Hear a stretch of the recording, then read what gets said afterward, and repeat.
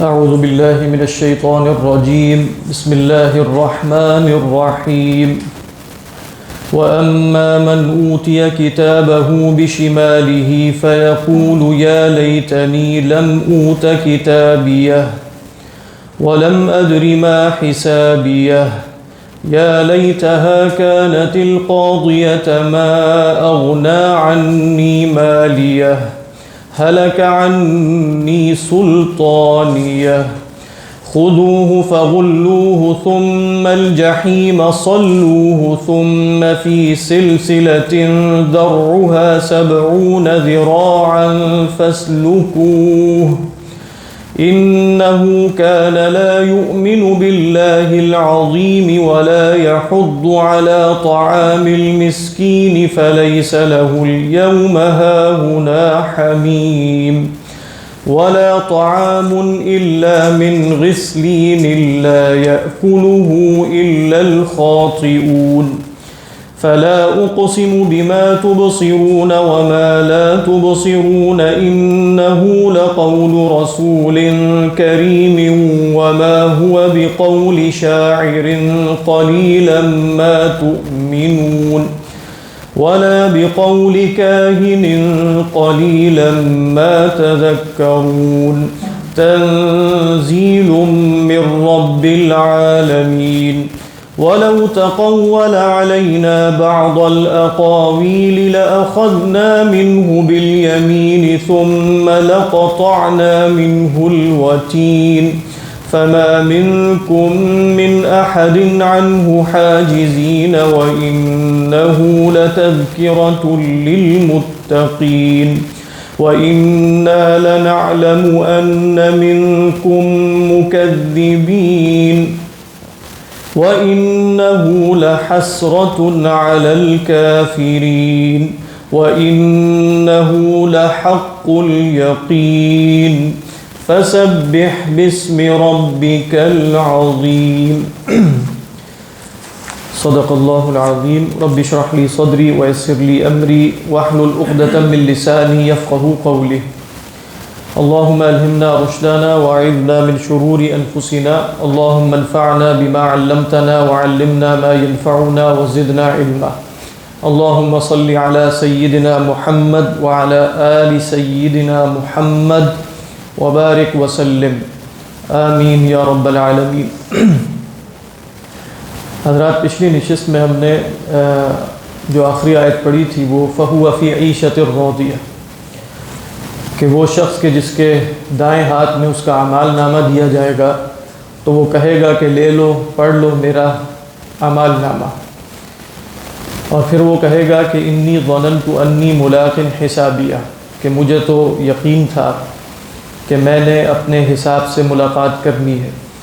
یہ جو آیت تھی انی ظننت انی ملاق حسابیہ، اس پر کچھ مختصر گفتگو کی گئی تھی، اور یہ عرض کیا گیا تھا کہ قرآن مجید میں یہ یقین کو ظن کیوں کہہ دیا جاتا ہے، حالانکہ ہم جانتے ہیں کہ آخرت کے معاملات میں، عقیدے کے معاملات میں ظن مقبول نہیں ہے، گمان مقبول نہیں ہے، بلکہ وہاں یقین مطلوب ہے۔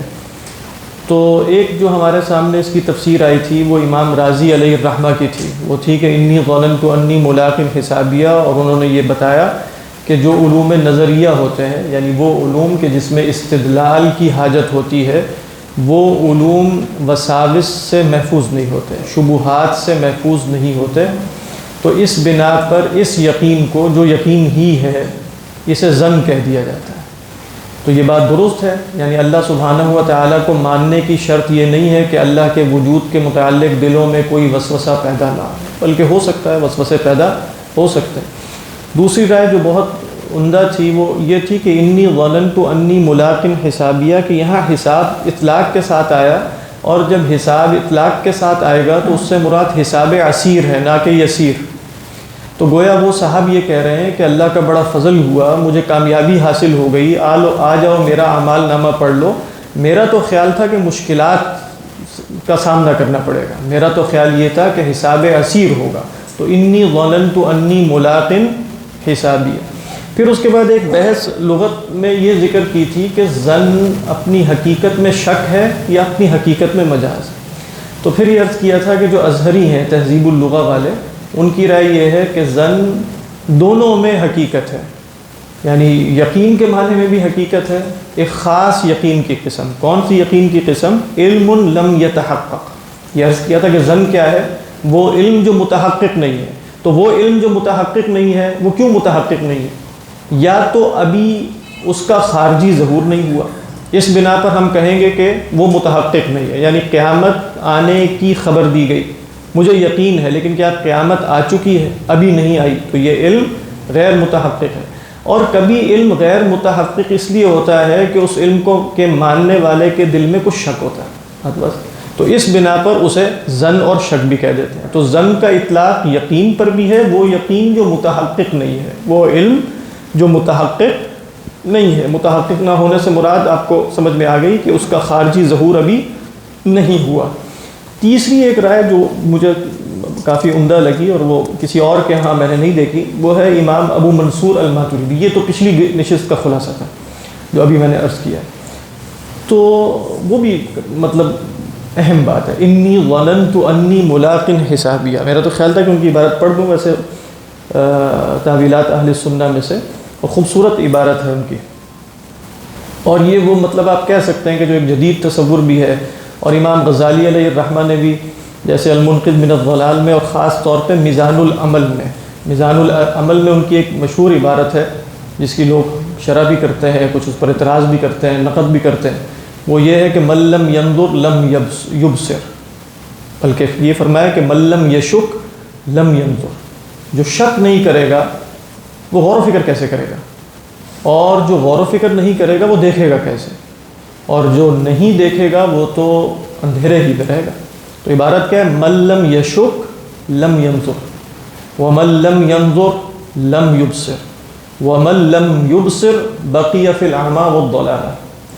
تو تقریباً یہی مفہوم امام ابو منصور الماتریدی نے اپنی تفسیر میں بیان کیا ہے کہ انی ظننت انی ملاق حسابیہ میں ظن بول کر یقین مراد لیا گیا. جو عربی زبان میں مجاز کا قاعدہ ہے نا کہ سبب بول کے مسبب مراد لیتے ہیں. یقین تک پہنچانے والی شے کیا ہے؟ وہ ظن ہی ہے. یعنی جو شے انسان کو یقین تک پہنچائے گی وہ کیا ہے؟ وہ ظن ہے. تو لہذا ظن بول کر کیا مراد لے لیا؟ یقین مراد لے لیا. دیکھیں عبارت کیا ہے، کہتے ہیں والاصل ان کل یقین حدث. بات یقین ہی کی ہے. دیکھیں کسی کے ہاں بھی یہ مراد نہیں ہے کہ انی ظننت انی ملاق حسابیہ میں قیامت میں حساب و کتاب کے بارے میں محض گمان کافی ہے. یہ تو کسی کی رائے نہیں. لیکن سب یہ بتانا چاہ رہے ہیں کہ اللہ تعالیٰ ظن کا لفظ پھر استعمال کیوں کرتے ہیں. بات سمپل سی ہو جاتی ہے اگر اللہ تعالیٰ کہتے کہ بھئی انی متیقن انی ملاق حسابیہ، بات کسی کو کوئی اعتراض نہ ہوتا. لیکن ظن کا لفظ آیا کیوں ہے؟ اس کے اندر کوئی نہ کوئی حکمت ہوگی. تو انہی حکمتوں کے بیان میں مفسرین کا اختلاف ہو جاتا ہے. تو امام راضی کی رائے ہمارے سامنے آئی، امام ازہری کی رائے آئی، کشاف جو صاحب کشاف ہیں وہ سمجھتے ہیں کہ اصلاً یہ شک کے لیے ہے لیکن یقین کے لیے مجازن آ جاتا ہے، وغیرہ وغیرہ. یہ کیا فرماتے ہیں؟ لیکن کہتے ہیں ان کل یقین حدث فی الامور المستترۃ والعلوم الخفیہ فانما یتولد ذلك علی ظن یسبق. کہہ رہے ہیں ہر وہ علم جو امور مستترہ کا ہو، چھپے ہوئے امور کا ہو، یا علوم خفیہ کا ہو، وہ پیدا نہیں ہو سکتا سوائے اس کے کہ اس سے ما قبل کوئی شک ہو. فانما یتولد، دیکھیں ظن کیا ہے؟ جو ظن یقین نہیں ہے اس کو ہم کیا کہتے ہیں؟ شک ہے اصلاً. اگرچہ شک کہا جاتا ہے جو اہل مناطقہ ہیں ان کی اصطلاح میں جہاں بالکل دونوں طرف برابر ہو، یعنی 50% دونوں طرف امکانات ہو، اس کو ہم شک کہتے ہیں. اور ظن کس کو کہتے ہیں؟ ظن غالب کو. لیکن یقین کے مقابلے میں سب شک ہے، یعنی یقین کے مقابلے میں 100% کے مقابلے میں سب کیا ہے؟ شک ہے. تو کہہ رہے ہیں جب تک ظن نہیں ہوگا، جیسے ہمیں بتایا جاتا ہے کہ بھئی کوئی بھی غور و فکر کیا بالکل ذہن کو خالی کر کے کیا جاتا ہے، یا کوئی نہ کوئی ظن سابق ہوتا ہے. دیکھیں آپ نے شاید فلسفی آف سائنس میں بھی پڑھا ہوگا کہ بھئی ممکن نہیں ہے کہ آپ کی ایسی آبزرویشن ہو جس کے پیچھے کوئی بیک گراؤنڈ نہ ہو، کوئی میٹا فزیکل بنیادیں نہ ہو، کوئی پہلے سے پری کنسیوڈ آئیڈیاز نہ ہو. نہیں ہوتا نا. یہاں بھی یہی بتانا چاہ رہے ہیں جو بھی علم میں یقینی پیدا ہوگا امور مستترہ کے بارے میں، علوم خفیہ کے بارے میں، یعنی علوم خفیہ کون سے ہیں رقیہ صاحب؟ جن میں نظر اور استدلال کی حاجت ہوتی ہے، یعنی علوم خفیہ سے مراد ہے وہ علوم جو بدہی نہیں ہے، جن میں نظر اور استدلال کی حاجت ہوتی ہے، وہ ظن سابق سے پیدا ہوتے ہیں۔ اچھا پھر کیا کہتے ہیں؟ فَيَحْمِلُهُ ذَلِكَ الظَّنُّ، یہ وہی بات ہے جو امام غزالی نے کی میزان العمل میں، فرماتے ہیں فَيَحْمِلُهُ ذَلِكَ الظَّنُّ عَلَى النَّظَرِ فِيهِ وَالْبَحْثِ عَنْ حَالِهِ، کہہ رہے پھر یہ ظن اسے آمادہ کرتا ہے کہ اس مسئلے میں غور کرے امور خفیہ میں اور اس کی چھان پھٹک کرے، والبحث عن حاله حتى يفضي به الى الوقوف على ما استتر منه، تاکہ جو چھپا ہوا علم ہے وہاں تک وہ پہنچ سکے، وَيَسِيرُ الْخَفِيُّ لَهُ جَلِيًّا، اور خفی کیا ہو جائے؟ ظاہر ہو جائے۔ پھر دیکھیں کیا فرماتے ہیں، فَيَكُونُ سَبَبُ بُلُوغِهِ إِلَى الْيَقِينِ وَالْإِحَاطَةِ الَّذِي سَبَقَ مِنْهُ، تو کہہ رہے ہیں کہ یہ جو ظن ہے نا، یہ کیا ہوگا؟ یہ یقین تک پہنچنے کا سبب ہوگا۔ گویا جس کو ظن نہیں ہوا وہ یقین تک کیسے پہنچے گا؟ تو پھر فرماتے ہیں فَجَائِزٌ أَن يُسَمَّى ذَلِكَ يَقِينًا، تو جائز ہوا کہ اس کو ہم یقین کہہ دیں، مَرَّةً عَلَى الْحَقِيقَةِ وَظَنًّا ثَانِيًا عَلَى الْمَجَازِ۔ بات واضح ہے؟ دیکھیں اب کیسے کہتے ہیں، علامہ ذکرنا پیچھے انہوں نے بیان کیا تھا وَتَعِيَهَا أُذُنٌ وَاعِيَةٌ، ہم نے یہ آیت پڑھی تھی نا وَتَعِيَهَا، کہ اس کو یاد رکھیں وہ کان جو یاد رکھنے والے ہیں۔ دیکھیں کان یاد رکھتے ہیں یا دل یاد رکھتے ہیں؟ دل یاد رکھتے ہیں، لیکن دل تک بات پہنچتی کیسے؟ کانوں کے ذریعے پہنچتی ہے۔ تو گویا یاد رکھنا تو دل کا کام ہے، لیکن اس یاد رکھنے میں سبب کون بنتا ہے؟ کان۔ تو لہذا سبب کی طرف فعل کی نسبت کر دی کہ نہیں کر دی؟ وَتَعِيَهَا أُذُنٌ وَاعِيَةٌ، بہت خوبصورت استدلال ہے۔ تو فرما رہے ہیں اسی طریقے پر یہاں استدلال کیا ہے، انی ظننت انی ملاق حسابیہ، یقین کو ظن کیوں کہہ دیا؟ اس لیے کہ یقین کا سبب ظن ہے، لہذا سبب بول کر کیا مراد لیا؟ مجاز ہوتی ہے نا، مجاز مرسل میں جو علاقات ہوتے ہیں حقیقت اور مجاز میں، وہ بہت سے ہوتے ہیں مجاز مرسل میں، کبھی وہ سبب اور مسبب کا ہوتا ہے جس کو کہتے ہیں سببیہ۔ تو اب کیا ہوا؟ ظن بول کر کیا مراد لیا؟ یقین۔ آپ کہیں اچھا حقیقت اور مجاز میں کوئی علاقہ ہونا چاہیے، وہ علاقہ کیا ہے؟ سببیت کا۔ انی ظننت انی ملاق حسابیہ لانی ظننت اولا ثم حملنی ذلك الظن على البحث والنظر، ٹھیک ہے؟ تو کہتے ہیں الاذن لا تعی شیئا، دیکھو کان کوئی بات محفوظ رکھ سکتے ہیں؟ نہیں رکھ سکتے، بل تسمع ولکنہ انما یوصل الى الوعی بالاذن، پہنچتا وعی تو دل تک اذن کے ذریعے ہے۔ لہذا فرمایا الذین یستمعون القول، جو بات سنتے ہیں کان لگا کر۔ تو فرمایا فصارت الاذن سببا للایصال الى الوعی فاضاف الوعی الیہا، وہی بات جو ابھی ہم کر رہے تھے۔ کہہ رہے فعلی ذلک ظنونہم فی الابتداء اذا بلغتہم الى الیقین والعلم سموا یقینہم، یعنی ان لوگوں نے، کیونکہ اللہ تعالیٰ نے ان کا قول نقل کیا ہے نا، انی ظننت، سموا یقینہم وعلمہم ظنا مرۃ ویقینا ثانیا، کبھی اس کو ظن کہہ دیتے ہیں کبھی یقین کہہ دیتے ہیں، جیسے کہا وبالآخرۃ ہم یوقنون، اور یہاں کیا کہہ دیا انی ظننت انی ملاق حسابیہ، کیونکہ بہرحال مسبب تو یقین ہی تھا لیکن سبب اس کا کیا بنا؟ وغیرہ وغیرہ، یہ جو ہم نے دیکھ لیا ظن۔ تو یہ بھی اہم بات ہے، یعنی یہ بھی جو مطلب آپ کہہ سکتے ہیں کہ انی ظننت انی ملاق حسابیہ میں یہ بھی معتبر بات لگ رہی ہے کہ یہاں ظن کا لفظ کیوں اختیار کیا۔ یہ کہنا بہت آسان ہوتا ہے، یہاں کہہ کر گزر جائیں کہ نہیں ظن کا لفظ عرب یقین کے معنی میں بولتے ہیں، بس گزر گئے۔ تو بھئی یقین کے معنی میں کیوں بولتے ہیں؟ سوال تو یہ رہے گا نا انڈیا کہ یقین کے بارے میں عرب ظن کا لفظ کیوں استعمال کرتے ہیں، انہیں چاہیے یقین ہی کا لفظ استعمال کر لیں۔ تو پھر یہ وجوہ بیان ہے کہ عربوں کا یقین سے یقین سے ظن کی طرف استعمال میں آپ کہیں لفظ کا پھیرنا کن وجوہات کی بنیاد پہ، حقیقت سے مجاز کی طرف سبب کن علاقات کی بنیاد پر ہے، واللہ اعلم۔ جی وہ بھی امام راضی علیہ تھا۔ اچھا امام راضی والی رائے بیان ہی انہوں نے بھی ذکر کی ہے، یعنی جو میں نے عرض کی تھی نا کہ امور نظریہ وساوس اور شبہات سے خالی نہیں رہتے، وہ بھی انہوں نے بیان کی ہے۔ یعنی فرماتے ہیں او تقول، یا تو تم یہ کہہ دو جو ابھی میں نے عرض کیا انی ظننت انی ملاق، اس کے بعد فرماتے ہیں او تقول بان الامور التي سبیل درجها الاجتہاد، یا وہ امور جن تک اجتہاد کے ذریعے پہنچا جاتا ہے. لا يخلو شيء منها من اعتراض ووساوس وخواطر فيها. بس وہی بات ایگزیکٹلی جو اب دیکھیں کہ سب ایک دوسرے کی تصدیق کر رہے ہیں. امام راضی نے ضروری نہیں نقل کیا ہو، یعنی امام راضی علیہ الرحمٰن نے جیسے عموماً ذکر نہیں کیا، جیسے وہ کہتے ہیں نا کہ یہ اشاعرہ کا وہ زمانہ تھا، اس میں بھی اتنی واقفیت نہیں تھی ماتریدیہ سے اور ان کے افکار سے، تو ضروری نہیں ہے کہ یہ انہوں نے ان سے لیا. مطلب یہ غور و فکر سے بھی معلوم ہو سکتا ہے. انہوں نے بھی اپنی عقل سے جہاں سے امام ابو منصور ماتریدی نے لیا وہیں سے امام راضی نے لیا. یہ بھی کہہ سکتے ہیں من مشکات واحد، وہ جو مشہور جملہ ہے ابن عربی کا. اس کے بعد فرمایا کہ فَهُوَ فِي عِيشَةٍ رَاضِيَةٍ، یہ ہم پچھلی نشست میں دیکھ چکے ہیں کہ وہ من پسند زندگی میں ہوگا. اور عیشۃ راضیہ کا مطلب کیا ہے؟ یہ مجاز کون سا تھا؟ مجاز عقلی، کیونکہ زندگی راضی نہیں ہوتی، زندگی جینے والے راضی ہوتے ہیں. تو فَهُوَ فِي عِيشَةٍ رَاضِيَةٍ میں جو رضا کی نسبت کی عیشہ کی طرف، یہ مجاز عقلی ہے. مجاز عقلی کہتے ہیں کہ کسی فعل کی نسبت اس شے کی طرف کر دینا جس سے وہ فعل صادر نہیں ہو سکتا. تو اب زندگی سے تو یہ فعل صادر نہیں ہو سکتا کہ وہ راضی ہو. زندگی تو مصدر ہے، مصدر کا تو کوئی وجود نہیں ہوتا. یعنی آپ نے کبھی مصدر دیکھا سوائے ذہن؟ نہیں دیکھا ہوگا. تو کون ہوتا ہے؟ زندگی جینے والے لوگ ہوتے ہیں. فَهُوَ فِي عِيشَةٍ رَاضِيَةٍ فِي جَنَّةٍ عَالِيَةٍ، بلند باغات میں، فی جنت عالیہ. اس کے دو ترجمے کیے گئے، یا آپ کہہ سکتے ہیں دو مفاہیم بیان کیے گئے. ایک یہ کہ یہاں عالیہ سے مراد ان کا مرتبے میں بلند ہونا ہے، یہ بات بھی درست ہے، فی جنت عالیہ. اور بعض علماء نے کہا کہ عالیہ سے مراد ان کا بلند مقام پر ہونا ہے. اور بالنص کچھ مفسرین نے یہ ذکر کیا کہ بلند مقام پر ہونے کی وجہ سے منظر خوبصورت ہوتا ہے.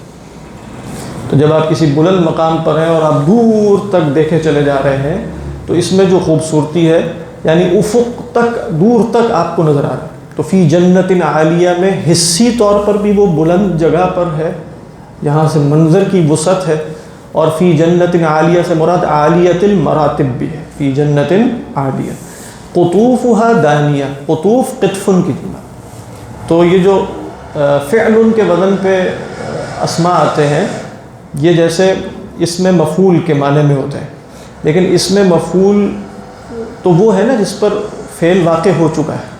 اس میں مفعول تو وہی مقتول، مثلا وہ قتل کیا جا چکا ہے نا، کہ نہیں کیا گیا؟ کیا جا چکا ہے.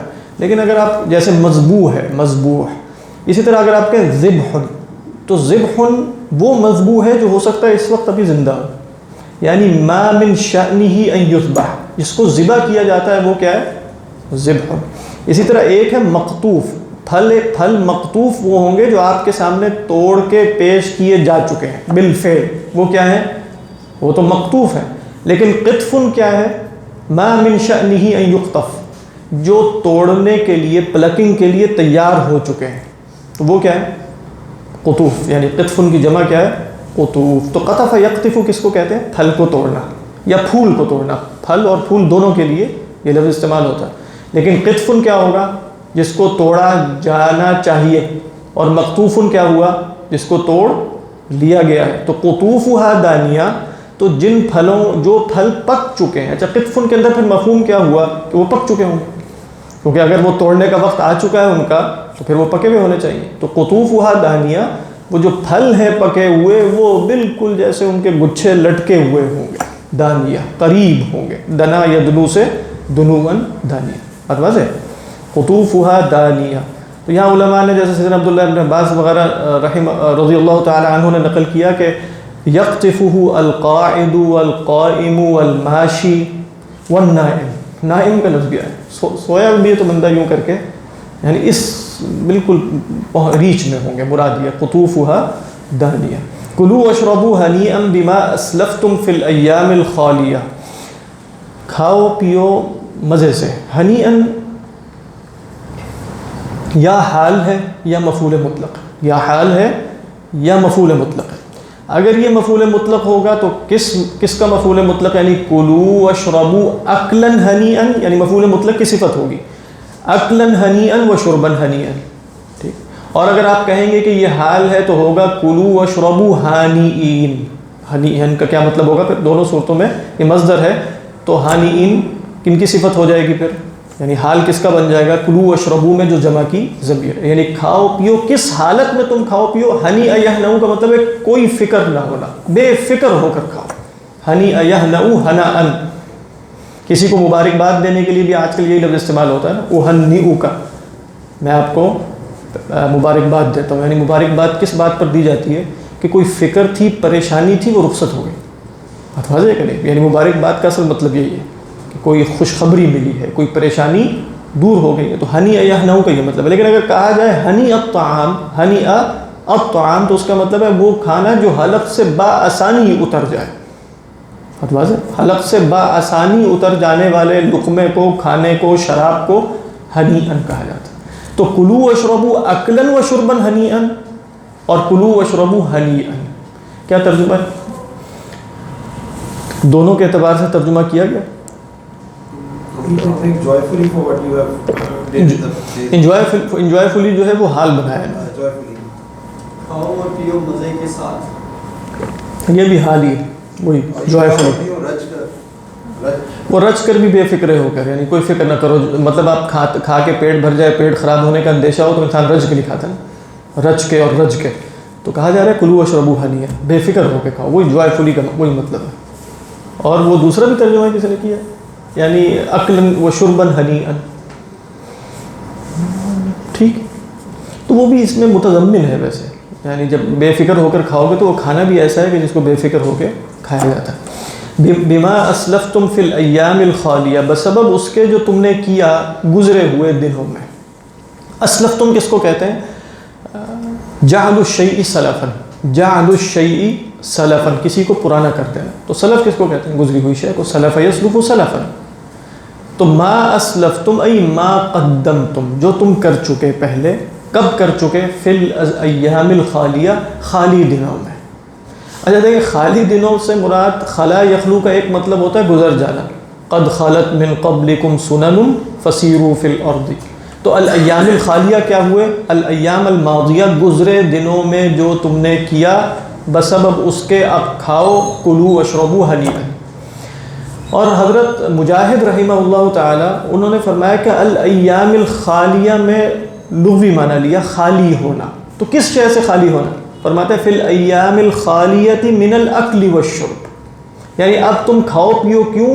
ان دنوں کی وجہ سے جس میں تم کھاتے اور پیتے نہیں تھے. تو فرماتے ہیں ایام سیام کو، روزے کے دنوں کو الایام الخالیہ کہتے ہیں. کیونکہ وہ الایام الخالیہ کیوں ہیں؟ لأن الانسان لا یأکل فیہا ولا یشرب. تو وہ کیا ہے؟ الایام الخالیہ. واللہ اعلم، یہ بھی ہو سکتا ہے. کیونکہ یہ شاید انہوں نے جو تفسیر بیان کی ہے اس کا تعلق کلو واشربو سے لیا نا، کھاؤ پیو کیونکہ تم روزہ رکھا کرتے تھے. یعنی خلاصہ یہ ہوا کھاؤ پیو کیونکہ تم دنیا میں گویا روزے سے تھے. کلو واشربو ہنیئا بما اسلفتم فی الایام الخالیہ. باقی جن لوگوں کے ہاں زمان جو ہے وہ کوئی، جیسے متکلمین کے ہاں زمان تو وہمی ہے، زمان کا تو کوئی وجود نہیں ہے، آپ جانتے ہوں گے متکلمین کے ہاں. لیکن کچھ لوگوں کے ہاں جیسے زمان جو ہے وہ ایک جوہر ہے. جوہر ہونے کا مطلب ہے کہ وہ اپنا ایک وجود رکھتا ہے. زمان مکان سے ہٹ کر ایک وجود رکھتا ہے. میں کوئی جدید سائنس وغیرہ کی بات نہیں کر رہا، پرانے لوگوں کی بات کر رہا ہوں. تو ان کے ہاں گویا جب آپ زمان سے نکل جاتے ہیں تو زمان تو وجود میں رہتا ہے، ٹھیک ہے، آپ اسے چھوڑ. جیسے مثال کے طور پہ یہ مکان ہے نا اس وقت، تو مکان سے آپ لوگ نکل جائیں گے تو یہ مکان خالی ہو جائے گا، اگرچہ مکان فی نفسی ہی رہے گا. اسی طرح زمان فی نفسی ہی موجود ہے، آپ وہاں سے گزرتے ہیں اور اسے چھوڑ کے چلے جاتے ہیں. تو وہ ایام تو ابھی بھی موجود ہے، یعنی وہ زمان فی نفسی ہی موجود ہے، لیکن کیا ہوا؟ اس کی صفت کیا ہے؟ الخالیہ، گزر. لیکن یہ اعلیٰ متکلمین کی تفسیر کے مطابق یہ تفسیر نہیں ہے، لیکن یہ ایک جیسے اشارہ سا ہے بس. فی الایام الخالیہ یعنی وہ دن جو خالی ہو گئے. کس سے خالی ہو گئے؟ اپنے مکینوں سے. بلکہ مکین نہیں کہنا چاہیے، اپنی زمینوں سے. یعنی زمین کون ہے؟ یعنی مکین کہتے ہیں مکان میں رہنے والے کو، زمین کہتے ہیں زمن میں رہنے والے. تو زمنی وجود تھا نا کسی کا اس زمان میں، تو وہ زمان میں اب نہیں ہے، زمان خالی پڑا ہے. فی الایام الخالیہ. بہرحال لیکن مراد کیا ہے؟ دونوں صورتوں میں گزرے ہوئے دن گزر گئے نا. واللہ اعلم. اس کے بعد فرمایا وَأَمَّا مَنْ أُوتِيَ كِتَابَهُ بِشِمَالِهِ. جہاں تک تعلق ہے اس شخص کا، تفصیل اس شخص کی جس کو دیا گیا اس کا اعمال نامہ اس کے شمال میں، نعوذ باللہ، اس کے بائیں ہاتھ میں، وہ کہے گا فیقول، تو اس نے تو کہا تھا نا ہاؤم اقرؤوا کتابیہ، یہ کہے گا فیقول یا لیتنی لم اوت کتابیہ، اے کاش کہ مجھے، لیتنی، لیتا کا جو اسم ہے وہ نی کی ضمیر ہے، اور اوتا کتابیہ اس کی خبر ہے، یعنی لم اوتا کتابیہ، یا لیتنی، کاش کہ مجھے کتاب میری نہ دی گئی ہوتی، لم اوتا کتابیہ، اور آخر میں جو ہا آ رہی ہے وہ کیا ہے؟ ہائے سکت، جس کا ذکر پہلے گزر چکا، اور یہ بھی بتایا کہ قراء کے ہاں یہاں وقف افضل ہوتا، یعنی آپ نے یہاں رک جائے تو بہتر ہے، ملا کے نہ پڑھے۔ کہتا ہے کاش کہ مجھے کتاب نہ دی گئی ہوتی، ولم ادری، اور کاش کہ میں نہ جانتا۔ یہ کاش کا ترجمہ کیوں کیا ہم نے دوبارہ؟ اس لیے کہ لم کا عطف پچھلے والے پر ہی ہے نا، وَلَم، تو گویا اس کے ساتھ بھی یا لیتنی تو موجود ہے اصلا، تو وہ گویا کیا کہہ رہا ہے؟ کاش کہ مجھے خبر نہ ہوتی، درا یدری ما حسابیہ، کہ یہ میرا حساب کیا ہے۔ کیا مطلب کاش کہ مجھے خبر ہی نہ ہوتی؟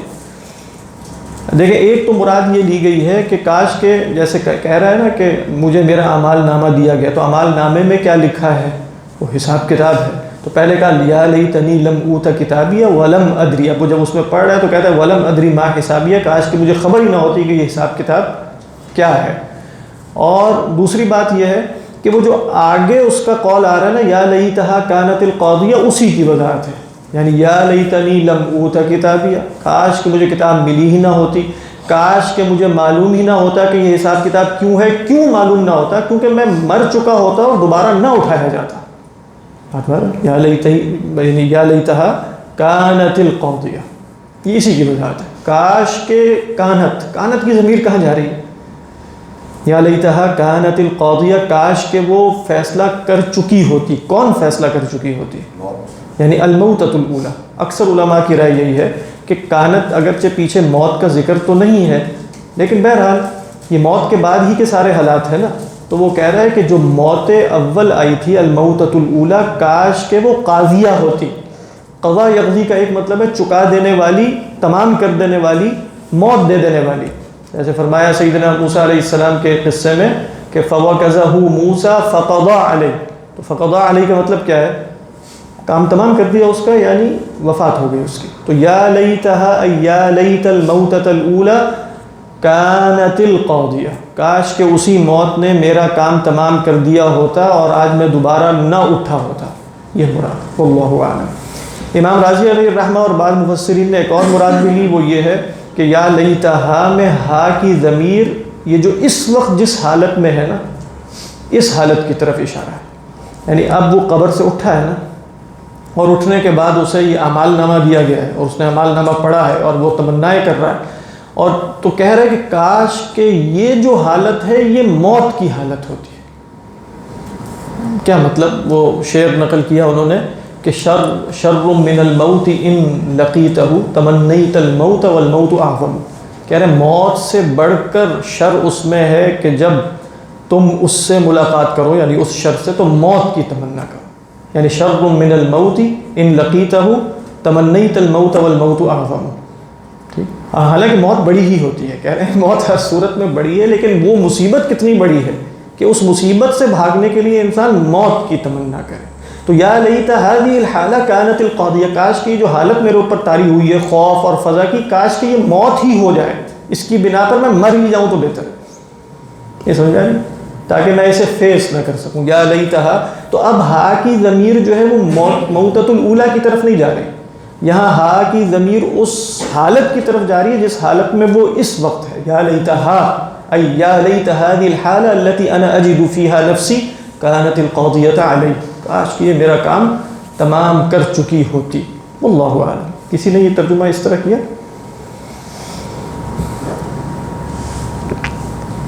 کیا ترجمہ ہے تھانوی کا؟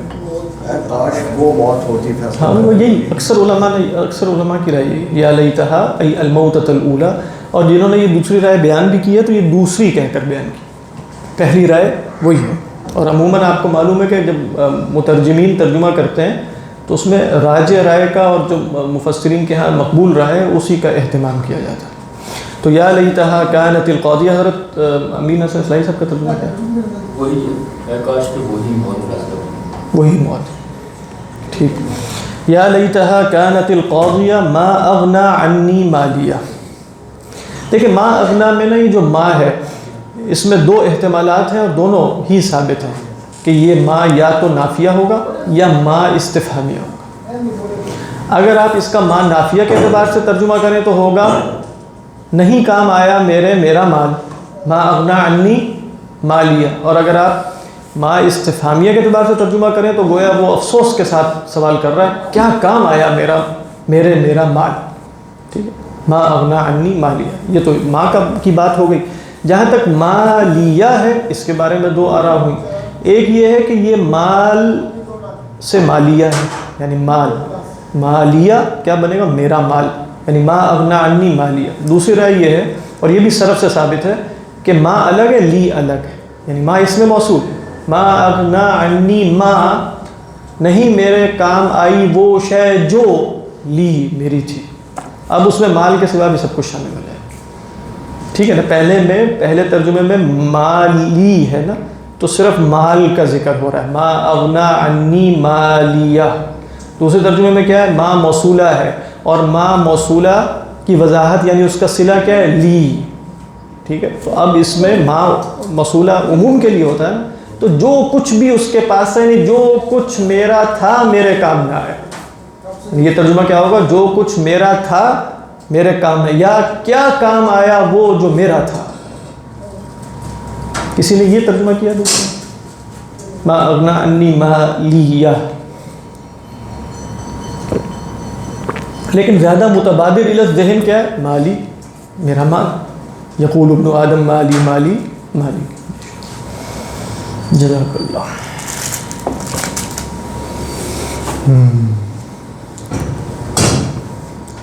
ہلاک عنی سلطانیہ، ہلاک ہو گیا مجھ سے، ہلاک ہو گئی مجھ سے میری حجت۔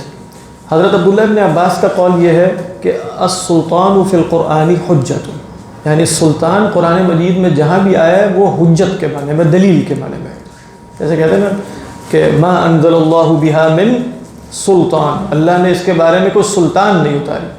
تو یہاں وہ کہہ رہا ہے کہ دنیا میں تو میں رسول صلی اللہ علیہ وسلم اور دین کے مقابلے میں بہت سی حجتیں لاتا تھا، دلائل لاتا تھا، براہین لاتا تھا، انہیں سلطان سمجھتا تھا، تو ہلاک عنی سلطانیہ، میرے سے میری حجتیں غائب ہو گئیں، ضائع ہو گئیں۔ ایکسکیوزز نہیں، دلائل۔ ایکسکیوزز تو وہ قیامت کے دن پیش کرے گا، بلکہ کرے گا، لیکن یہاں مراد ہے وہ جو دلائل تھے دنیا میں۔ اور دوسرا جو مشہور معنی ہے وہ ہے کہ سلطان سے مراد، دیکھیں انسان کے اندر دو چیزیں رکھی گئی ہیں نا، ایک جاہ ہے اور ایک مال ہے۔ تو اب ما اغنا عنی مالیہ میں مال کی نفی ہو گئی کہ مال کام نہیں دے گا، ہلاک عنی سلطانیہ میں جاہ کی نفی ہو گئی، نہ مال میرے کام آیا، اور جو میرا جاہ و حشم تھا اور جو میرا مرتبہ تھا اور ریاست تھی اور سیاست تھی اور چودراہٹ تھی، کچھ بھی میرے کام نہ آئی، ہلاک عنی سلطانیہ، ٹھیک۔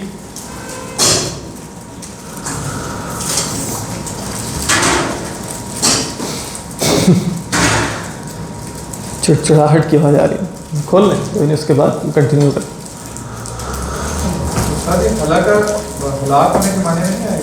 ہاں، اصل میں ہلاکہ کا مطلب ویسے ضائع ہونے کے لفظ کے لیے آتا ہے، جیسے ہلاکہ صرف حیوان کے لیے نہیں بولا جاتا، یعنی ہلاک المال بھی کہتے ہیں، یعنی پرانی عربی میں بھی آج کی عربی میں بھی، تو ہلاک المال کا کیا مطلب ہے، مال ضائع ہو گیا۔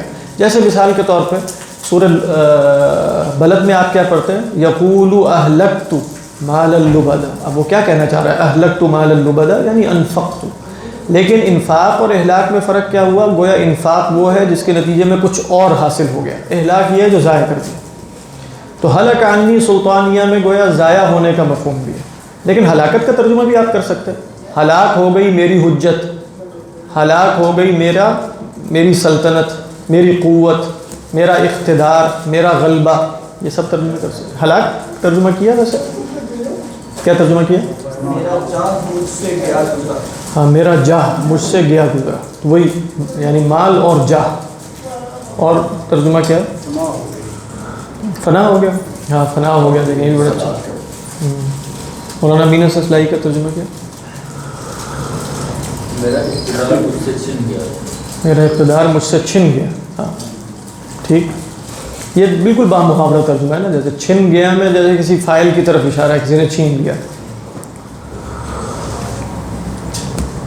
خذوہ فغلو، اسے پکڑو اور طوق پہناؤ۔ دیکھیں غل کس کو کہتے ہیں؟ ایک ہوتا ہے غلہ یغل غلولا، ایک ہوتا ہے غلہ یغل غلول۔ غلول کس کو کہتے ہیں؟ مال غنیمت میں خیانت کرنا، ٹھیک ہے، وما كان لنبي ان یغل ومن یغل یأتی بما غل یوم القیامت۔ اور ایک ہے غلہ یغل غلا، ٹھیک ہے، غلہ یغل غلا، مصدر کیا ہوگا؟ غلول نہیں بلکہ غل، وہ کیا ہے؟ کسی گردن میں توق ڈالنا۔ اور ایک ہے غلہ یغل غلا، وہ کیا ہے؟ وَنَزَعْنَا مَا فِي صُدُورِهِم مِّن غِلٍّ، وہ جو سینوں میں کدورتیں ہوتی ہیں، ناراضگیاں ہیں، رنجشیں ہیں، وہ بھی ہم ان کے سینوں سے نکال لیں گے۔ تو یہ کیا ہے؟ غلوہ۔ تو جب یہ متعدی ہوا تو یہ کیا ہے؟ غلہ یغلو بمعنی توق ڈالنا، یعنی فغلوہ، اس کے گلے میں توق ڈالو، ثم الجحیم صلوہ، پھر اسے جہنم میں تپاؤ۔ دیکھیں ثم الجحیمہ میں جو جحیم ہے اسے مقدم کیا تو اس میں حصر پیدا ہو گیا، یعنی اسے نہ داخل کرو مگر جہنم میں۔ ثم الجحیم یعنی لا تصلوہ الا فی الجحیم، یہ مفہوم پیدا ہوا۔ اور یہ جو صلی یصلی ہے، تسلیہ، اس کے دو معنی ہیں۔ دیکھیں صلی یصلا کا مطلب ہوتا ہے صلی یصلا، گرم یعنی آگ میں داخل ہونا، تصلا نارن حامیہ، کسی بھی گرم جگہ میں داخل ہونا۔ صلی یصلی کا ایک مطلب ہو سکتا ہے کہ اسے آگ میں داخل کرو، ٹھیک ہے، جیسے صلی یصلا داخل ہونے کے مفہوم میں ہے، تو صلی یصلی تسلیہ جب متعدی ہوگا تو بھی داخل کرنے کے مفہوم میں ہو جائے گا۔ دوسرا معنی صلی یصلی یعنی صلا یصلی، ایک ہے صلی یصلا، ایک ہے صلا یصلی، اس کا مطلب ہوتا ہے تپانا، جیسے آپ کہتے ہیں نا لحم المصلی، پرانی جیسے ہم آج کل مشوی بولتے ہیں، عرب جاہلیت میں مصلی بولا کرتے تھے۔ مصلی کا مطلب ہے جیسے روسٹڈ گوشت، تو صلو کا مطلب ہوگا ثم الجحیم صلو، اس ترجمے کے اعتبار سے کہ اسے جہنم میں تپاؤ، یعنی کیا ترجمہ بنا؟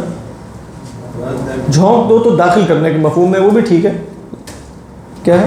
دوزخ میں داخل ہو۔ وہ ٹھیک ہے، وہ پہلا والا ہے، صحیح۔ کسی نے دوسرا بھی کیا ترجمہ؟ کیا؟ ہاں برن، یہ جو یہ والا مفہوم ہے یہ میں عرض کر رہا تھا، یعنی ثم الجحیم صلو میں گویا جلانے کا مفہوم ہے۔ واللہ اعلم۔ ثم فی سلسلۃ ذرعها 70 ذراعا فاسلکوا، پھر اسے ایک ایسی زنجیر میں، اور یہاں بھی آپ دیکھیں فی سلسلۃ مقدم کیا، یہ بھی حصر کے لیے، پھر اسے ایک ایسی زنجیر میں ذرعها جس کا ماپ ہے، کیونکہ ماپ عموماً دیکھیں زر کہتے ہیں، یہ انگلیوں سے لے کر یہ کوہنی تک کا جو فاصلہ ہے نا، عموماً یہ ایک زر ہوتا ہے، یعنی ذراع، تو اس کے ذریعے ناپا جاتا ہے۔ بالش تو خیر یہ ہے، اس کو کیا کہتے ہیں؟ گز کہہ سکتے ہیں، ٹھیک ہے، ترجمہ کیا گز، کیا ترجمہ کیا؟ پیمائش، ہاں 70 ذراعا، وہ ذراع جو ہے وہ تو وہی میں بتا رہا ہوں، ذراع کا فاصلہ جو ہے وہ یہاں سے لے کر یہاں تک ہے اصلاً، اور ذرع یذرع، ذرع کا مطلب ہے گویا گز کے اعتبار سے، یعنی اس فاصلے کے اعتبار سے پیمائش کرنا۔ تو ثم فی سلسلۃ ذرعها، جس کی پیمائش کیا ہے؟ 70 ذراعا، 70 گز، کیا کرو پھر؟ فاسلکوہ، تو اس شخص کو اس میں پرو دو۔ دیکھیں سلک یسلکو کا اگر مصدر آئے سلوک، سلک یسلکو سلوکن، تو اس کا مطلب چلنا، علم سلوک۔ سلک یسلکو اگر آئے سلکن تو یہ متعدی ہے، یعنی سلک یسلکو سلوکن متعدی نہیں ہے، انا سلکت بس چلانا، سلکت فی الطریقی، فی الطریق اصلاً ظرف ہے، مفعول فی ہی ہے، مفعول بھی نہیں ہے، لیکن سلک یسلکو سلکن اس کا مطلب ہے کسی کو پرو دینا کسی شے میں، یعنی چلا دینا، مراد کیا ہے؟ چلا دینا۔ کذالک نسلکہ فی قلوب المجرمین، اسی طریقے پر ہم اس تکذیب کو اہل مجرمین کے دلوں میں داخل کرتے ہیں، گزار۔ یا ایک ترجمہ کیا گیا کذالک نسلکہ فی قلوب المجرمین، اسی طریقے پر ہم قرآن کو وہاں سے گزار دیتے ہیں، لا یؤمنون بہ، آگے کیا ہے، گزر جاتا ہے وہاں سے قرآن لیکن ایمان پیدا نہیں ہوتا، کذالک نسلکہ فی قلوب المجرمین لا یؤمنون بہ۔ تو یہاں ترجمہ ہے کہ فسلکو، تو اسے اس میں جیسے کیا ترجمہ، جکڑ دو، ہاں، لیکن علماء نے کہا کہ جیسے اس میں نا پیرونے کا مفہوم ہے، تو پیرونے کے اندر اب یہاں بعض صحابہ سے یہ بھی مروی ہے کہ جیسے مطلب صرف اوپر سے آپ باندھ دے تو اس کو پیرونا نہیں کہتے نا، تو آپ کہتے ہیں سلک الحبات فی الخیط، وہ جو تسبیح کے دانے ہیں اس کو آپ پیروتے ہیں خیط میں۔ بعض نے یہ نقل کیا فسلکوہ کے اندر جو تعبیر ہے کہ گویا وہ زنجیر تدخل من فمیہ وتخرج من دبرہ، اس طریقے پر بیان کیا، یعنی لپیٹنے کے ساتھ ساتھ وہ اس کے اندر سے بھی گزر رہی ہے۔ فسلکوہ میں جو پیرونے کا مفہوم ہے یہ اس کے ساتھ آتا ہے، واللہ اعلم۔ باقی جہاں تک 70 ذراعاً ہے، اس میں اختلاف ہے کہ یہ واقعی 70 ہے یا اسی طرح جس طرح اللہ فرماتے ہیں کہ ان تستغفر لهم 70 مرۃ، تو 70 مرۃ سے مراد اصلاً 70 کا فگر مراد نہیں ہے بلکہ مبالغہ مراد ہے، مبالغہ سے مراد ہے کہ 70 یا اس سے بھی زیادہ۔ اور باقی یہاں آپ کو کچھ روایات ملیں گی پرانی تفاسیر میں کہ بھئی دو جو حلقے ہوتے ہیں، کڑیاں ہوتی ہیں زنجیر کی، ان میں درمیانی فاصلہ جو ہے ما بین، یعنی بین الحلقتین ما بین مکہ و بغداد، تو علماء نے کہا کہ یہ روایات ثابت نہیں ہیں، یہ اسرائیلیات میں سے، یعنی ان دو کڑیوں میں فاصلہ بھی جو ہے وہ مکہ اور بغداد کے درمیان ہے، اتنی طویل ہے وہ، واللہ اعلم۔ تو ثم فی سلسلۃ ذرعها 70 ذراعا فاسلکوہ انہ کان لا یؤمن، اب یہ انہ جملہ تعلیلی ہے، کیوں ایسا ہوا؟ انہ کان لا یؤمن باللہ العظیم، یہ اللہ العظیم پر ایمان نہیں رکھتا تھا۔ تو آپ ترجمہ یوں کر سکتے ہیں نا کہ یہ اس وجہ سے ہوا سب کچھ کیونکہ وہ اللہ العظیم پر ایمان نہیں رکھتا تھا۔ یہاں سے علماء نے کہا کہ بھئی جن لوگوں سے یہ خطاب اولین ہے، کیا وہ اللہ پر ایمان نہیں رکھتے تھے؟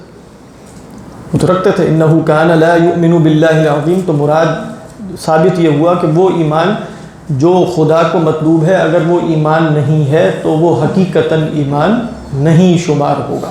یہ نہیں ہے کہ یہاں کوئی ایتھیسٹ یا ملحدین کی بات ہو رہی ہے جو ایمان رکھتے ہی نہیں ہیں، بلکہ ان کی بات ہو رہی ہے جو ایمان رکھتے ہیں لیکن وہ ایمان نہیں رکھتے جو مطلوب ہے، جو منجی ہے، جو نجات دینے والا ہے، تو لہذا کہہ دیا انہ کان لا یؤمن باللہ العظیم۔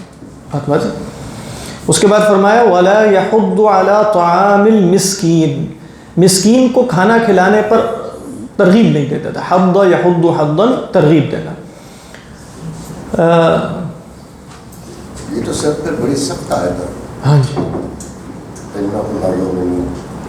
بالکل، اس لیے یہاں جیسے امام رازی علیہ الرحمہ یا شاید ابو منصور الماتریدی علیہ الرحمہ نے بات کی ہے کہ جو آخرت پر ایمان نہیں رکھتا یا رسول پر ایمان نہیں رکھتا یا شرک کے ساتھ ایمان رکھتا ہے، وہ سب عدم ایمان کی کیفیت ہے۔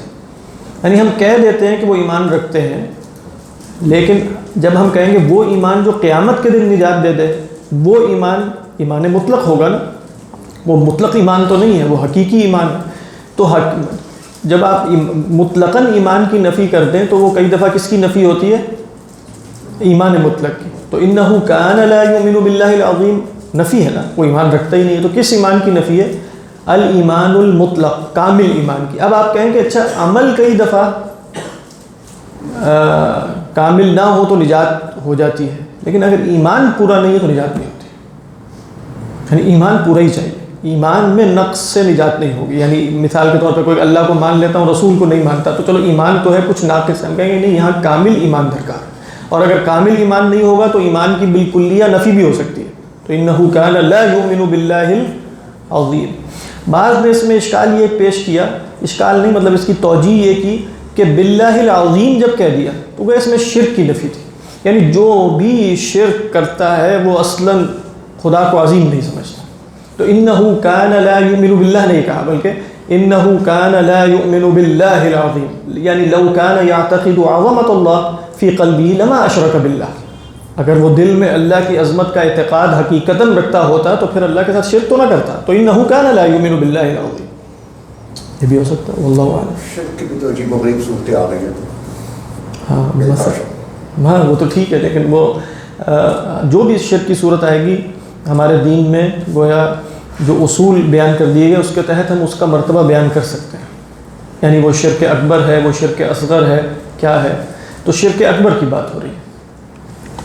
وَلَا يَحُضُّ عَلَىٰ طَعَامِ الْمِسْكِينِ، تو وہ مشہور یہاں سب نے نقل کیا حضرت ابو الدرداء کا واقعہ نہیں، وہ کہتے ہیں کہ جب حضرت ابو الدرداء رضی اللہ تعالی عنہ اپنی بیگم سے، اپنی زوجہ محترمہ سے کہا کرتے تھے کہ اکثری من المرق، کہ ذرا سالن زیادہ پکایا کرو، تو اس کی وجہ کیا ہے کہ خلعنا نصف السلسلۃ بالایمان، کہہ رہے آدھی زنجیر تو ہم نے اتار دی اپنے اوپر سے ایمان لا کر. پیچھے ذکر آیا تھا نا ثم فی سلسلۃ ذرعها 70 ذراعا فاسلکوا، تو یہ زنجیر اسے کیوں پہنائی گئی ہے؟ انہ لا یؤمن باللہ العظیم، تو کہتے ہیں ہم ایمان لے آئے اللہ پر، شرک نہیں کرتے. خلعنا نصف السلسلہ فلنخلع النصف الآخر، تو جو آدھی بیڑیاں رہ گئی ہیں اسے بھی اتار پھینکیں. مراد کیا تھی؟ سالن زیادہ پکاؤ تاکہ ادھر ادھر جا کے میں مساکین میں تقسیم کروں. تو انہ کان لا یؤمن باللہ العظیم ولا یحض علی طعام المسکین. باقی امام زمخشری علیہ الرحمہ نے یہاں نقل کیا بین ہی یہی عبارت امام رازی نے بھی ان سے لے کر نقل کی کہ اس میں دلیل ہے کہ کس بات پر انہوں نے بتایا کہ جو مسکین کو کھانا نہ کھلانا ہے، اس کی مطلب پہلی بات یہ کہتے ہیں کہ اس کا عطف جو ہے وہ انہ لا یؤمن باللہ العظیم پر ہے. یعنی یہ اتنی بڑی بات ہے کہ اللہ تعالیٰ نے اس کا عطف کس پر کیا؟ انہ کان لا یؤمن باللہ العظیم ولا یحض، تو گویا یہ معطوف علیہ کس پر ہے؟ عدم ایمان پر. معطوف علیہ کیا ہے؟ یعنی معطوف کیا ہے؟ عدم اطعام مسکین. تو اس سے خود اس کی شناعت کا اندازہ کر لو. دوسرا وہ فرماتے ہیں کہ یہاں نفی یہ نہیں ہے کہ وہ کھانا نہیں کھلاتا، بلکہ ہے کہ کھانا کھلانے پر آمادہ نہیں کرتا. تو کہا کہ انہوں نے اس طرح سمجھا کہ اگر کھانا کھلانے پر آمادہ نہ کرنے پر یہ وعید آئی ہے تو خود نہ کھلانے پر اس سے زیادہ ہوگی. یہ دو استدلال انہوں نے گویا عدم اطعام مسکین کی شناعت پر بیان کی ہے کہ اولاً وہ عطف ہے لا یؤمن باللہ العظیم پر، اور یہاں وعید کس پر ہے؟ لا یحض. تو اگر لا یحض پر یہ وعید آئی ہے تو لا یطعم پر گویا یہ وعید بالاولا وارد ہونی چاہیے. واللہ اعلم. تیسرا مسئلہ علماء نے جو یہاں بیان کیا وہ یہ ہے کہ اس سے معلوم یہ ہوا کہ مشرکین، جن لوگوں کا یہ قول ہے، مشرکین اور غیر مسلمین مخاطب بالفروعات بھی ہیں. یعنی اصلاً ہم کہتے ہیں نا کہ بھئی غیر مسلم کو ہم کیا دعوت دیں گے؟ ایمان کی دعوت دیں گے، باقی فروعات کی باری تو بعد میں، یہی صحیح تر قول ہے ویسے. لیکن جن لوگوں نے استدلال کیا کہ نہیں مخاطبین وہ بالفروعات بھی ہیں، تو ان کے مستدلات میں سے ایک مستدل کیا ہے؟ انہ کان لا یؤمن باللہ العظیم ولا یحض علی طعام المسکین.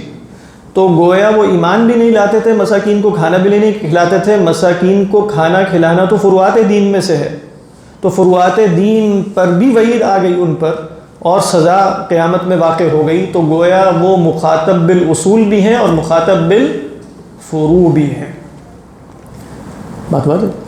جن علماء نے کہا کہ نہیں وہ مخاطب بالفروع نہیں ہے، انہوں نے کہا اصلاً عدم اطعام مسکین جو ہے وہ عدم ایمان بالآخرہ کا سمبل ہے. اصلاً جیسے ارأیت الذی یکذب بالدین فذلک الذی یدعو الیتیم، یعنی آپ نے دیکھا اس شخص کو جو آخرت کو نہیں مانتا تو وہی تو دھکا دیتا ہے، دھتکارتا ہے یتیم کو. تو اصل میں اللہ تعالیٰ کیا فرما رہے ہیں؟ انہ کان لا یؤمن باللہ العظیم ولا یؤمن بالآخرہ، یعنی نہ اللہ کو مانتا تھا نہ آخرت کو مانتا تھا. تو آخرت کو نہ ماننے کو تعبیر کیسے کیا؟ ولا یحض علی طعام المسکین. اللہ اعلم.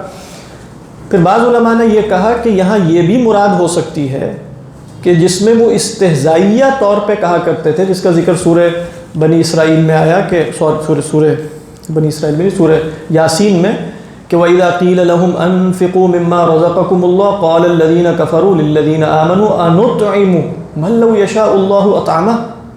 جب ان سے کہا جاتا ہے کہ جو تمہیں عطا کیا اس میں سے لوگوں کو بھی کھلاؤ، تو کہتے ہیں ان کو کھلائیں جن کو اللہ چاہتا تو کھلا دیتا، اللہ نے نہیں کھلایا تو ہم کیوں کھلائیں. تو ولا یحض علی طعام المسکین میں گویا یہ استہزائیہ دلیل ہے. تو اللہ تعالیٰ فرمانے میں جو تمہارے دلائل تھے نا ہلاک عنی سلطانیہ، ان دلائل میں سے ایک دلیل یہ بھی تھی نا کہ جس کو خدا نے نہیں کھلایا ہم کیوں کھلائیں. تو اللہ تعالیٰ فرما رہے ہیں انہ کان لا یؤمن باللہ العظیم ولا یحض علی طعام المسکین. تو یہ سب مرادیں یہاں لی گئی ہیں، بیک وقت مراد ہو سکتی ہے، واللہ اعلم۔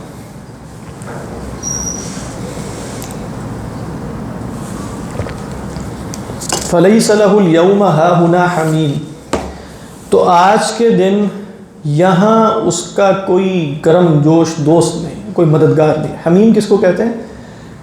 دیکھیں ویسے ہم بھی گرم جوش دوست بولتے ہیں نا، جیسے تو گرمی کا مفہوم ہوتا ہے، ویسے حمہ یا حمو جو ہے وہ پانی کا کھولنا ہے، لیکن وہ دوست کہ جو آپ کی خاطر لال پیلا ہو جائے، اصلا جو جوش میں آ جاتا ہے نا، جو آگ بگولا ہو جاتا ہے، آگ بگولا وہی والا، تو آگ بگولا جو ہو جائے وہ دوست حمیم ہے۔ باقی کچھ دوست ایسے ہو سکتے ہیں کہ وہ دوست ہیں لیکن مشکل وقت میں آئے تو ادھر سے ادھر نکل جائے، تو وہ حمیم نہیں۔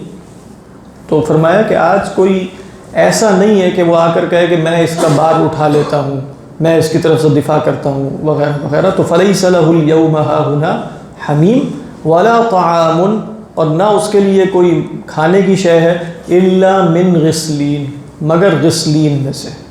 اور فرمایا کہ غسلین کیا ہے؟ لا یأکلہ الا الخاطئون۔ اچھا، یہ جو غسلین ہے اس کے بارے میں دو آراء ہیں۔ ایک رائے یہ ہے کہ یہ لفظ اللہ میاں نے استعمال کیا ہے اور اس کا کوئی مدلول ہمارے پاس نہیں ہے، یعنی کیا مطلب، کچھ نام ایسے ہو سکتے ہیں نا جو اللہ سبحانہ و تعالیٰ بتائیں، مثلا زقوم۔ اب زقوم کے درخت کے بارے میں بھی ان لوگوں کی رائے یہ ہے کہ اس کی کوئی مثال دنیا میں نہیں ہے، زقوم ایک الگ لفظ ہے جس کی دلالت کچھ اور ہے، وہ قیامت کے دن ہی معلوم ہو سکتی۔ اسی طرح غسلین کیا ہے واللہ عالم، لیکن کوئی کھانے کی شے ہے جو انہیں دی جائے گی، تو کہا جا رہا ہے کہ ان کا کھانا نہیں ہوگا مگر غسلین۔ یہ ایک قلیل فریق کی رائے، اکثر فریق یہ کہتا ہے کہ نہیں، یہ وزن عربی وزن ہے، مادہ بھی عربی ہے، لہذا اس کا معنی بھی ہمیں معلوم، تو لہذا کہتے ہیں غسلین جو ہے وہ فعلین کے وزن پر ہے، اور غائن سین لام اس کا مادہ ہے، ٹھیک ہے۔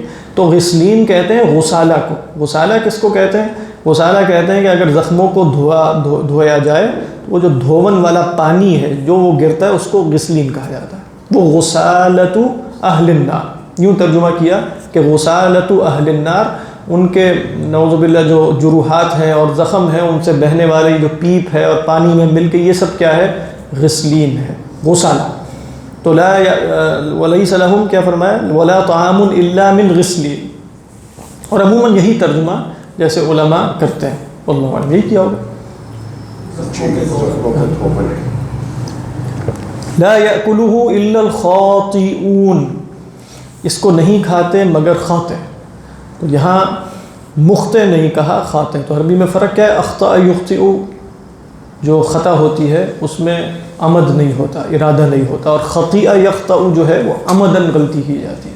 تو یہاں یہ نہیں کہا کہ لا یأکلہ الا المخطئون، بلکہ کہا لا یأکلہ الا الخاطئون، جو گناہ گار ہیں، جنہوں نے ارادتاً یہ سب کچھ کیا ہے، جن پر حجت تمام ہو چکی تھی، یہ وہی اس میں سے کھائیں گے۔ لا یأکلہ الا الخاطئون فلا اقسم بما تبصرون وما لا تبصرون۔ یہاں علماء نے کہا کہ ہر شے کی قسم کھا لی، کوئی شے رہ گئی، یعنی آپ کا کوئی شے ایسی ہو سکتی ہے اس کی یہاں قسم نہ کھائی گئی۔ منطقی حصر ہے۔ منطقی حصر کیسے ہوا؟ چیز یا دیکھی جائے گی یا نہیں دیکھی جائے گی، اس کے سوا کوئی ہے ہی نہیں۔ آپ کہیں نہیں دیکھی بھی نہ دیکھی جائے گی اور نہ نہیں دیکھی جائے گی، تو تیسری تو کوئی قسم ہو نہیں سکتی نا، تو لہذا ہر شے کی قسم کھائی۔ تو کسی نے کہا کہ خالق اور مخلوق کی قسم ہے، فلا اقسم بما تبصرون مخلوق، وما لا تبصرون غیر مخلوق۔